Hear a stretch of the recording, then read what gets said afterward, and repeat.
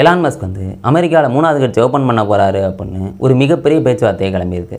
அங்கே காலங்காலமாக எடுத்து பார்த்தோன்னா 2 கட்சி, ஜனநாயக கட்சி, குடியரசுக் கட்சி மாற்றி மாற்றி ஆண்டுக்கிட்டே இருப்பாங்க. ஆனால் 3வது கட்சி உருவாகிறதுக்கான வாய்ப்புகள் இருக்குது அப்படின்னு சொல்கிறாங்க. இதுக்கான காரணம் என்னென்னா, ட்ரம்ப்பு அப்புறம் எலான் மஸ்க் 2 பேரும் கிட்டத்தட்ட வார்த்தை போரில் வந்து ஈடுபட்டுக்கிட்டு இருக்காங்களே, இதுதான் காரணம்னு சொல்லப்படுது. நம்ம இந்த வீடியோவில் இதை பற்றி தாங்க டீட்டெயிலாக பார்க்க போகிறோம். எல்லாருக்கும் வணக்கம், நான் தான் பாலாஜி பேசுகிறேன். சரி வாங்க ஃபஸ்ட்லேருந்து பார்க்க ஆரம்பிப்போம்.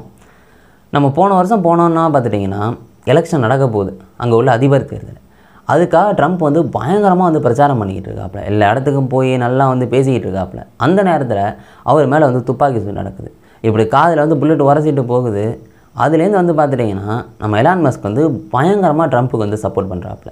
சப்போர்ட்னால் ஏதோ வாய் வார்த்தையாக சொல்கிறது கிடையாதுங்க, நல்லா பணம் வந்து ஹெவியாக கொடுத்து வந்து ஹெல்ப் பண்ணுறாப்புல. பணம்னா நம்ம நினைக்கிற மாதிரி 1 கோடி 2 கோடி எல்லாம் கிடையாது. $250 மில்லியன், நம்ம ஊர் காசுக்கு 2000 கோடி.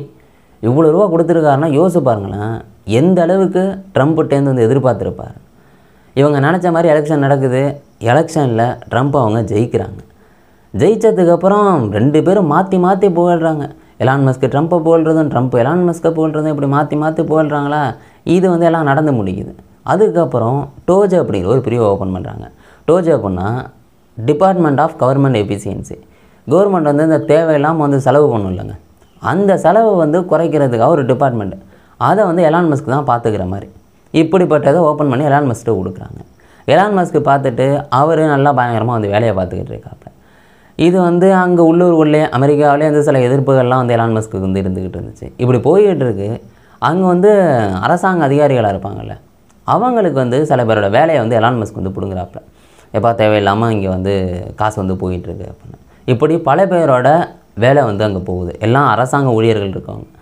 இப்படி எலான் மஸ்க் வந்து பண்ணிக்கிட்டு இருக்காப்லையா. இப்படி போகும்போது அவரே வந்து வெளில வந்துடுறாரு இந்த டோஜிலேருந்து. அதுக்கப்புறம் இவரோட கம்பெனியை மட்டும் பார்த்துக்கிட்டு இருக்காரு. இப்படி போகும்போது தான் ட்ரம்ப் வந்து ஒரு மிகப்பெரிய விஷயத்தை வந்து வெளியிடுறாங்க. One big beautiful bill act அப்படின்னா என்னென்னு கேட்டிங்கன்னா, ஒரு பெரிய மசோதாங்க, வரி மற்றும் செலவு குறைப்பு மசோதா. அதில் வந்து என்ன மெயினாக சொல்ல வராங்கன்னா, வரியை வந்து குறைக்க போகிறப்பா, கூட்டாட்சி முறையில் சலுகைகள் வாங்குறாங்கல்ல, அவங்களுக்கு கடுமையான நிபந்தனைகளை வந்து போட போகிறோம். அது மட்டும் இல்லாமல் தேசிய கடனோட உச்சவரம்பு வந்து அதிகரிக்க போகிறோம் அப்படின்னு ஒரு சில விஷயங்களை வச்சுக்கிட்டு இந்த மசோதா வந்து கொண்டு வராப்புல ட்ரம்ப்பு. அவர் வந்து இது ரொம்ப பெரிய லெவலில் சொல்கிறாப்புலப்பா, இது வந்து பயங்கரமான பெரிய ஒரு மசோதாப்பா அப்படின்னு அவர் சொல்கிறாப்புல. இப்படி சொல்கிறாரா, இதை வந்து இங்கே எலான் மஸ்க் வந்து பார்க்குறாப்புல. என்னடா அது, நம்மளுக்கு எதுவும் ஆபத்து வரும் போலையே அப்படின்ட்டு இவர் பார்த்துட்டு சரி ஓகே அப்படின்ட்டு விமர்சிக்க ஆரம்பிக்கிறார். எப்பா அதில் வந்து தப்பாக இருக்குப்பா அப்படின்னு அவர் வந்து விமர்சிக்கிறார். ட்ரம்ப்பை வந்து விமர்சிக்கலை, இந்த மசோதாவை வந்து விமர்சிக்கிறார். இப்படி விமர்சிச்சுக்கிட்டு இருக்காங்களா. ஆனால் இங்கே ட்ரம்ப் அவங்க வந்து இது பயங்கர முக்கியமான மசோதா அப்படின்னு வந்து சொல்கிறாங்க.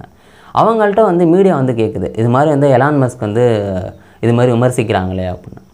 அதுக்கு வந்து ட்ரம்ப் அவங்க சொல்லுவாங்க, எப்பா இந்த மசோதாவை பற்றி ஃபுல்லாக எலான் மஸ்க்கு தெரியும், எல்லாம் வந்து படித்து பார்த்து வந்துருக்காப்புல. அவருக்கு எங்கே வந்து இங்கே இந்த பிரச்சனை வந்திருக்குன்னா, இந்த எலக்ட்ரிக் கார் இதெல்லாம் இருக்குல்ல, இதுக்கு வந்து நிறையா நிபந்தனைகளை வந்து போட்டிருந்துருக்கு, இந்த மானியம் இதுக்கெல்லாம். இதில் தான் வந்து அவருக்கு வந்து பிரச்சனை வந்துருக்கு அப்படின்ட்டு ட்ரம்ப் வந்து மீடியாக்கிட்ட வந்து சொல்லுவாப்புல. எலான் மஸ்க் வந்து பார்த்துட்டிங்கன்னா பதிலுக்கு சொல்லுவாப்புல, எப்பா முழு மசோதாவையும் ட்ரம்ப் வந்து என்கிட்ட காமிக்கலை, அது வந்து வெளில வந்ததுக்கப்புறம் தான், நீங்கள்லாம் சொன்னதுக்கப்புறம் தான் அதில் பிரச்சனை இருக்குது அப்படின்ட்டு நான் வந்து அதை விமர்சிக்கிறேன்னு சொல்லியிருப்பாப்புல. இங்கே ட்ரம்ப் வந்து இன்னொன்று வந்து சொல்லுவாப்புல, என்னட்ட வந்து ஒரு டெஸ்லா கார் இருக்குது, அதை விற்கலாம் அப்படிங்கிற யோசனை இருக்குது அப்படிங்கிற மாதிரி அவர் சொல்லுவாப்புல. இதை தாண்டி மீடியா வந்து கேட்பாங்க, எலான் மஸ்கிட்ட இப்போ பேசுனீங்களா அப்படின்னு. அதுக்கு ட்ரம்ப் அவங்க சொல்லுவாங்க, எப்பா மனுஷன் எழுந்த மனுஷன்ட்ட யாராவது பேசுவாங்களாப்பா, அதில் இப்போ எனக்கு ஆர்வம் இல்லைப்பா அப்படிங்கிற மாதிரி ட்ரம்ப் ஸ்ட்ரெயிட்டாக சொல்லுவாங்க. உலகத்தோட மிகப்பெரிய பணக்காரரை பார்த்து இதை வந்து சொல்கிறாங்க. இங்கே இதை எலான் மஸ்க் கேட்டுட்டு, என்னால் தான் நீங்கள் அதிபர் ஆகிருக்கீங்க, நான் இல்லைன்னா நீங்கள் அதிபரெல்லாம் ஆகிருக்க முடியாது, தோற்று போயிருப்பீங்க, அந்த நன்றி உணர்வு கூட நீங்கள் எல்லாம் இருக்கீங்களே அப்படின்னு இவர் வந்து அமெரிக்க அதிபரை பார்த்து ஸ்ட்ரெயிட்டாக வந்து அட்டாக் பண்ணுவாப்புல. 2 பேரும் கிட்டத்தட்ட வார்த்தை போரில் வந்து மோதிக்கிட்டு இருக்காங்க. இதை கேட்டோன்னா இங்கே ட்ரம்ப்புக்கு வந்து இன்னமும் வந்து கோவம் வருது. அவர் என்ன பண்ணுறாருன்னா, இந்த ஸ்பேஸ் எக்ஸு அப்புறம் ஸ்டார்லிங்கு இந்த டெஸ்லா இருக்குல்ல, இதெல்லாம் வந்து கவர்மெண்ட்டோட ஒரு ஒப்பந்தத்தில் இருக்கும். அதில் வந்து எலான் மஸ்க் வந்து பெனிஃபிட் இருக்கும். இந்த ஒப்பந்தத்தை வந்து நான் வந்து நிறுத்த போகிறேன், இதை நிறுத்தினா கிட்டத்தட்ட பல பில்லியன் டாலர் வந்து எங்களுக்கு கிடைக்கும், இதை வந்து உங்களுக்கு தண்டமாக நாங்கள் கொடுத்துக்கிட்டு இருக்கோம், இதை நிறுத்தினா பட்ஜெட்டில் வந்து இன்னும் பயங்கரமாக சேர்த்துக்கலாம்ப்பா அப்படின்னு ட்ரம்ப் வந்து சொல்லுவாப்புல. யோசிச்சு பாருங்கள், என்னென்ன இப்படி மாற்றி மாற்றி வார்த்தை பொறு தான் நடந்துக்கிட்டு இருக்கு. இதுக்கு இப்போ எலான் மஸ்க் என்ன சொல்லுவாப்லன்னா, நாசா கிட்ட என்னோடய டிராகன் விண்கலம் இருக்குது, இந்த டிராகன் விண்கலத்தை நான் திருப்பி வாங்க போகிறேன்னு சொல்லுவாப்புல. அந்த விண்கலம் என்ன பண்ணணுன்னு பார்த்துட்டிங்கன்னா, நாசாவிலேருந்து சர்வதேச விண்வெளி நிலையத்துக்கு போகணும் அப்படின்னா அந்த டிராகன் விண்கலத்தை வச்சு தான் யூஸ் பண்ணி போய்கிட்டு இருக்காங்க. இப்படி இதை நான் வந்து திரும்பி வாங்க போகிறேன்னு சொல்லுவாப்புல. அதுக்கப்புறம் யோசிச்சுட்டு இல்லை வேண்டாம் வேண்டாம், அது அவங்களே வச்சுக்கட்டும், நான் அதை திரும்பி வாங்க மாட்டேன் அப்படின்னு மறுபடியும் மனசு மாறி வந்ததை சொல்லுவாப்புல. இப்படி மாற்றி மாற்றிங்க, ஒரு வாட்டி 2 வாட்டி இல்லை, அவர் சொன்னால் இவர் சொல்கிறது, இவர் சொன்னால் அவர் சொல்கிறதுன்னு மாற்றி மாற்றி வார்த்தை பொருள் வந்து ஈடுபட்டுக்கிட்டு இருக்காங்க. இப்படி போகும்போது 3ஆவதாக ஒருத்தர் உள்ள நுழையிறாப்புல. அவர் யாருன்னா, ட்ரம்ப்புக்கு முன்னாள் உதவியாளராக இருந்தவர். அவர் வந்து அவரோட போட்காஸ்ட்டில் ஒன்று சொல்கிறாப்புல. பாருங்கள், இது மாதிரி டிராகன் விண்கலத்தெல்லாம் திருப்பி வாங்குறாங்கன்னு சொல்கிறாங்க, நீங்கள் என்ன பண்ணுறீங்கன்னா அந்த ஸ்பேஸ் எக்ஸை வந்து முழுசாக வந்து கையகப்படுத்திடுங்க, கவர்மெண்ட்டோட ஆக்கிங்க அப்படிங்கிற மாதிரி போட்காஸ்ட்டில் வந்து சொல்லுவார். அதை வந்து மாற்ற முடியுமான்னு கேட்டிங்கன்னா, பாதுகாப்பு உற்பத்தி சட்டம் மூலம் பண்ணலாம்ப்பா அப்படிங்கிற மாதிரிலாம் வந்து பேச்சுவார்த்தை வந்து கிளம்பினுச்சு. ஆனால் அந்த பாதுகாப்பு உற்பத்தி சட்டம்னா ஏதாவது தேசிய பாதுகாப்புக்கு அச்சுறுத்தல் வருது அப்படின்னு வைங்களேன், ஒரு பெரிய நிறுவனத்தை பார்த்து இதை நீ தயாரித்தே ஆகணும் அப்படின்னு வந்து கட்டளையிடலாம். அந்த இதுக்கு வந்து கவர்மெண்ட்டுக்கு வந்து அதிகாரம் இருக்குது. ஏதாவது நீ தயாரிக்கணும், இது வந்து இப்போ கவர்மெண்ட்டுக்கு இப்போ முக்கியமாக தேவைப்படுது, இதை நீ தயாரித்து தான் ஆகணும்னு கட்டளை போட்டால் அது இந்த சட்டம் மூலம் பண்ணி தான் ஆகணும். ஆனால் இந்த பாதுகாப்பு உற்பத்தி சட்டம் மூலம் ஒரு மிகப்பெரிய நிறுவனத்தை கையகெல்லாம் படுத்த முடியாது. ஏன்னா ஒருத்தன் கஷ்டப்பட்டு வந்து சம்பாரித்து வச்சுருப்பான், அதை எப்படி ஈஸியாக வந்து கையகப்படுத்த முடியும்? அது முடியாது. ஆனால் இந்த முன்னாள் உதவியாளர் வந்து இப்படிப்பட்ட விஷயத்தை வந்து சொல்லுவாப்புல. இதை பார்த்த எலான் மஸ்க்கு பயங்கர காண்டாயிடுவாப்புல. அந்த முன்னாள் உதவியாளர் பேர் அது பேர் இப்போ மைண்டில் இல்லை, அவரை வந்து குற்றவாளி அப்படின்ட்டு வந்து பயங்கரமாக வந்து அவரையும் பயங்கரமாக விமர்சிப்பார். இப்படி மாற்றி மாற்றி வந்து அடிக்காத உரையாக தான் வந்து பேசிக்கிட்டு இருக்காங்க. இப்போ 2 க்ளோஸ் ஃப்ரெண்ட்ஸ் இருக்காங்கன்னு வைங்களேன், நல்லா மாற்றி மாற்றி உங்களோட ரகசியம் தெரியுது. ஒரு நாள் இந்த க்ளோஸ் ஃப்ரெண்டோட அந்த பாண்டு வந்து உடஞ்சி எனிமி ஆயிடுறாங்க அப்படின்னா 2 பேரோட ரகசியத்தையும் மாற்றி மாற்றி ஊருக்கே தப்பட்ட அடித்து சொல்கிற மாதிரி தான் எலான் மஸ்க்கு ட்ரம்ப்போட நிலைமை. இங்கே எலான் மஸ்க் வந்து ஒரு மிகப்பெரிய குண்டு தூக்கி போகிறாப்புல ட்ரம்ப்பு மேலே.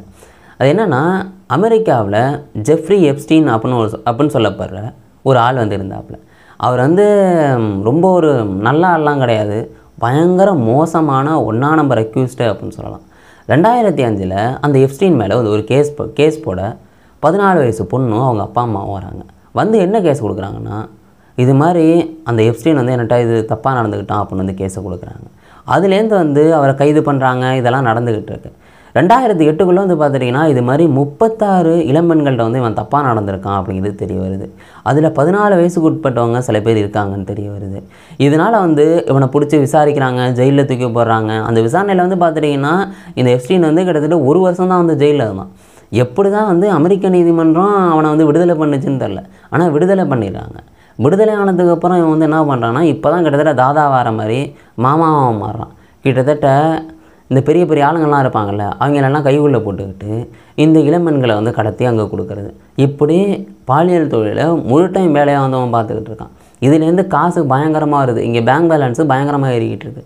இவன் முதல்ல வந்து டீச்சராக இருந்தான். டீச்சராக இருந்துட்டு இப்படி இந்த தொழிலில் இறங்கி இவன் பயங்கரமாக சம்பாதிக்கிறான். அதை விட பெரிய பெரிய ஆளுங்களோட நட்பெல்லாம் வந்து இவன் சம்பாதிக்கிறான். இப்படி பெண்களை வந்து கடத்தி கொடுத்துட்டு இப்படி அந்த பெரிய பெரிய நட்புங்கிறது ட்ரம்ப்போட கூட அந்த ஃபோட்டோ வச்சுருக்கேன் பாருங்களேன். இது மாதிரி வந்து அவன் ஃபோட்டோ எடுத்து ஃப்ரெண்டாக இருந்திருக்கான். இது மாதிரி பல விஷயங்கள் பல பேரோடு இருந்ததாக வந்து சொல்லப்படுது.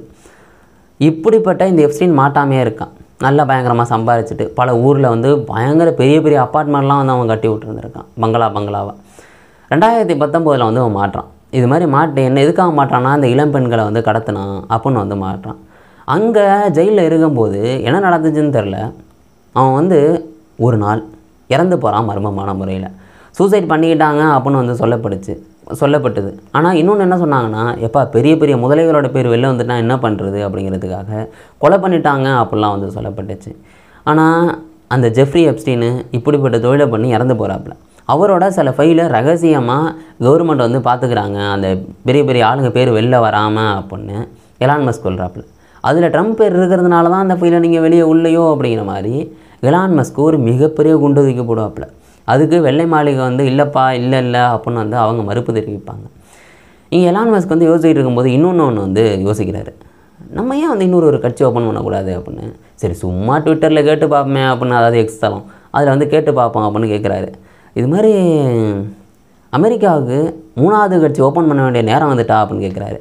எஸ்ஐயும் நோயும் ஆப்ஷனை வச்சு ஓட்டு கேட்குறாரு. கிட்டத்தட்ட 5.6 மில்லியன் பேர் ஓட்டு போடுறாங்க, 56 லட்சம் பேர். அதில் 80% பேர் எப்பா அமெரிக்காவில் 3வது கட்சி ஓப்பன் பண்ணுங்க அப்படிங்கிற மாதிரி சொல்லுவாங்க.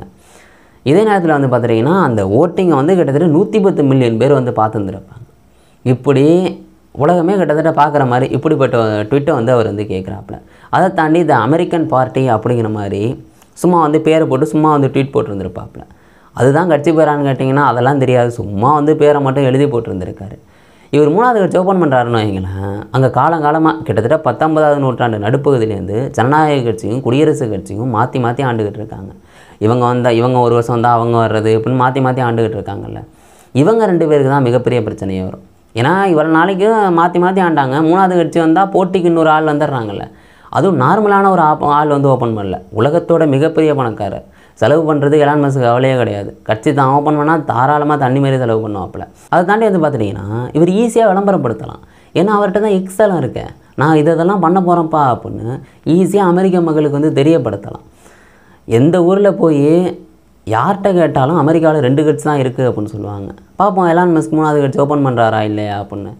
ஆனால் அவர் வந்து போன மாதம் வந்து ஒன்று சொன்னார், இது மாதிரி இன்னும் அரசியல் காரணங்களுக்காக செலவு பண்ணுறதை கம்மி பண்ண போகிறேன், ஏதாவது முக்கியமான காரணம் இருந்தாலும் செலவு பண்ணுவேன் அப்படிங்கிற மாதிரி சொல்லியிருப்பார். ஆனால் அது போன மாதம் இல்லை, இப்போ இந்த வார்த்தை பொருளாக நடந்துகிட்டு இருக்குல்ல, அதனால் அவர் ஓப்பன் பண்ணுறதுக்கான வாய்ப்புகளும் இருக்குது. அது ஒரு நாளில் ஓப்பன் பண்ணலாம், 30 நாளில் பண்ணலாம், ஒரு வருஷத்தில் பண்ணலாம், பண்ணாமல் கூட வந்து போகலாம். அதெல்லாம் வந்து காலம்தான் பதில் சொல்லும். இந்த வீடியோ எடுக்கிறதுக்கு முன்னாடி வந்து பார்த்துட்டிங்கன்னா எலான் மஸ்க் ஏதாவது ட்வீட் போட்டிருக்காரா அப்படின்னு பார்க்க போனால் அவர் ஒன்று போட்டிருக்காரு, most entertaining outcome is most likely அப்படின்னு போட்டிருக்காப்புல. இதில் ஏதாவது உள்ளர்த்தம் இருக்கா அப்படின்னு தெரில, ஏதாவது கோடு வச்சுருக்காரான்னு தெரில. பார்ப்போம் அவர் என்ன சொல்ல வராருங்கிறத இன்னும் கொஞ்சம் நாளில் வந்து தெரிஞ்சுக்கலாம். அமெரிக்காவில் இப்படிப்பட்ட விஷயம் நடந்துக்கிட்டு இருக்குது. யோசிச்சு பாருங்களேன், போன வருஷம் ட்ரம்ப்பை வந்து எலான் மஸ்க் வந்து சப்போர்ட் பண்ணுறாப்புல, இன்றைக்கி வந்து எதிரும் புதிருமாக இருக்காங்க. இன்னும் ஒரு வருஷம் கழிச்சு 3வது கட்சி கூட ஓப்பன் ஆகியிருக்கலாம், யாருக்கு தெரியும். என்ன நடக்குதுங்கிறத பொறுத்துட்டு பார்ப்போம். நீங்கள் இதை பற்றி என்ன நினைக்கிறீங்க? உங்கள் மனசு என்ன தோணுதோ அதை கீழே கமெண்ட் பண்ணுங்கள், நான் பார்த்து தெரிஞ்சுக்கிறேன். நாளைக்கு இன்னொரு வீடியோவில் நான் உங்களை சந்திக்கிறேன். By guys.